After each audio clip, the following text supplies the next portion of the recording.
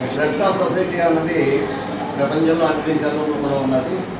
అది చాలా NGO non government ఆర్గనైజేషన్స్లో రెడ్ క్రాస్ అనేది చాలా పెద్ద సంస్థ. మన కృష్ణారావు గారు కూడా చాలా యాక్టివ్ మెంబర్ మా అసోసియేషన్లో.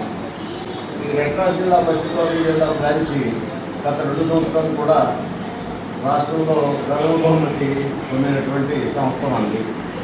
ఎన్నో కొన్ని వేల మంది పేషెంట్స్కి రక్తాన్ని ఇవ్వడానికి ఉచితంగా కాదు కానీ ఖర్చులు బట్టికే తీసుకుని పేషెంట్స్కి ఎవరికి కావాల్సిన ఎప్పుడైనా సరే బ్లడ్ ఇవ్వడానికి అవకాశం ఉంటుంది.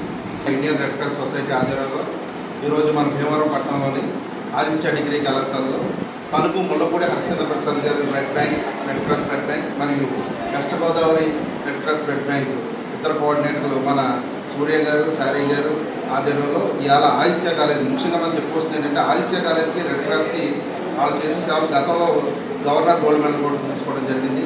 మరి ఈరోజు ఆదిత్య కాలేజీలో మనం బ్లడ్ బ్యాంక్ నిర్వహించడం జరుగుతుంది.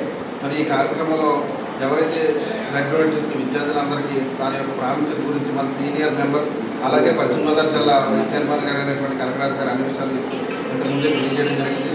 మరి ఈ సందర్భంగా బ్లడ్ డొనేట్ చేసిన విద్యార్థులకు ఈ కార్యక్రమానికి సహకరించిన కళాశాల ఉపాధ్యాయులు యాజమాన్యానికి మరి ముఖ్యంగా ప్రిన్సిపల్ గారు గారికి మా వెస్ట్ గోదావరి ధన్యవాదాలు.